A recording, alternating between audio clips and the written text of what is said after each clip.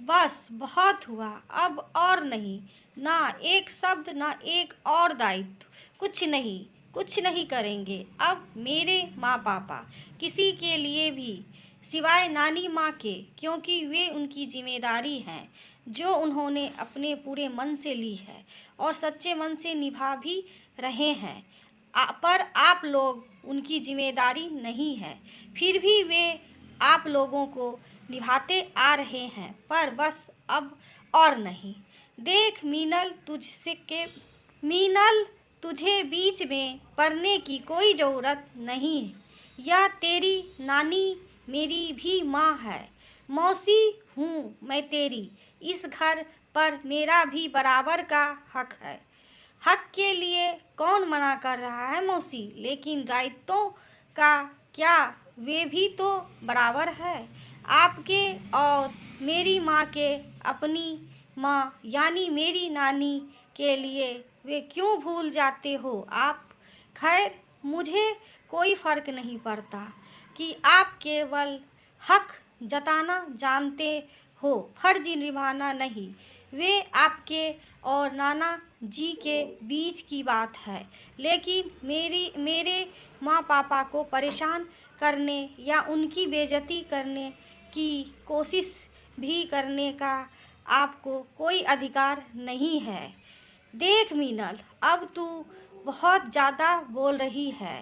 तेरी माँ बाप यहाँ तेरी नानी के साथ उनकी देखभाल करने यहाँ आए हैं और यहीं रहते हैं, तो यहाँ रहने वाले हर व्यक्ति की सेवा तो उन्हें करनी पड़ेगी ही। पर हम जब भी आएंगे तो हमारी नौकरी तो बचानी ही पड़ेगी, उन्हें भी और तुम दोनों भाई बहन को भी।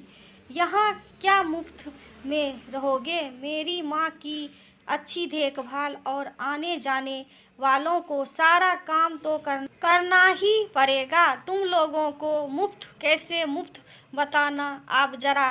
मीनल, चुप हो जा बेटा, जाने दे, दीदी बड़े हैं हमसे। मनोज जी अपनी बेटी को चुप कराते हुए बोले।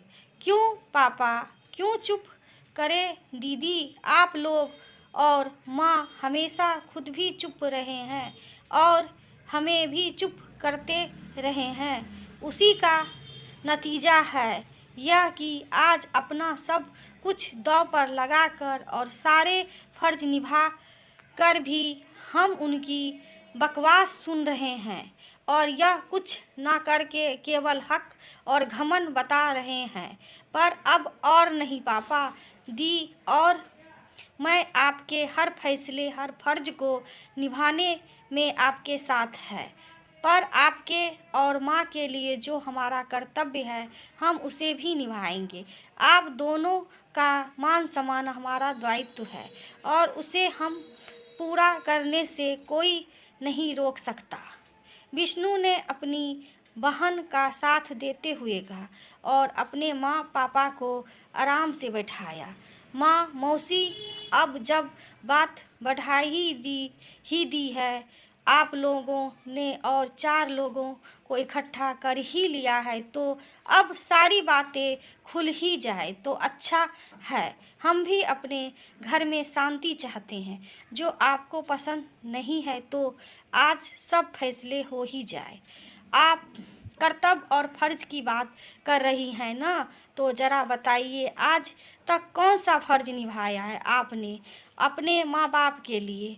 जब नाना जी बीमार हुए तब आप लोग यह कहकर नहीं आए कि उन्हें कैंसर है, छूत रोग है, इसलिए आप नहीं आ सकते। तब हमारे माँ पापा हमें यानी अपने स्कूल जाते बच्चों को अपने पड़ोसी के भरोसे छोड़कर अपने ऑफिस से छुट्टी लेकर यहाँ उनकी सेवा कर रहे थे। आपने तो हर ज़रूरत के वक्त अपने संयुक्त परिवार और व्यापार का बहाना दिया। कभी सोचा कि आपकी बहन जो एकल परिवार और नौकरी करने वाले लोग हैं वे कैसे सब करते होंगे? नाना जी के जाने के बाद जब उनकी पेंशन पापा ने भाग दौड़ कर निकलवाई तब आपने कहा कि वे पैसे पापा को चाहिए। जब नानी की देखभाल के लिए मेरे पापा ने अपनी नौकरी छोड़कर यहाँ कम वेतन पर नौकरी करना स्वीकार किया, तब भी आप लोगों ने यही कहा।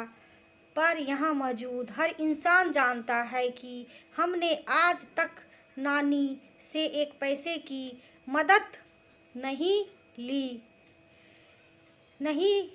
उल्टा उनके खर्च भी पापा उठाते हैं।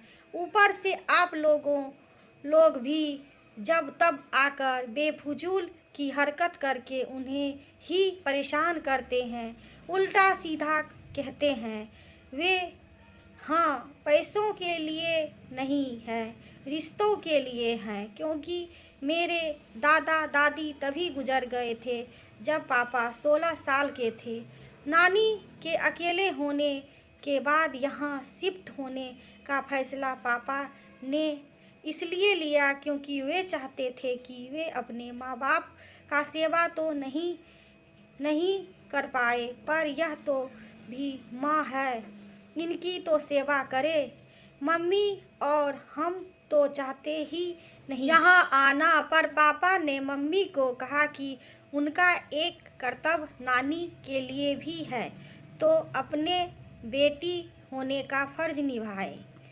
और हम सब आज तक अपना फर्ज निभा रहे हैं।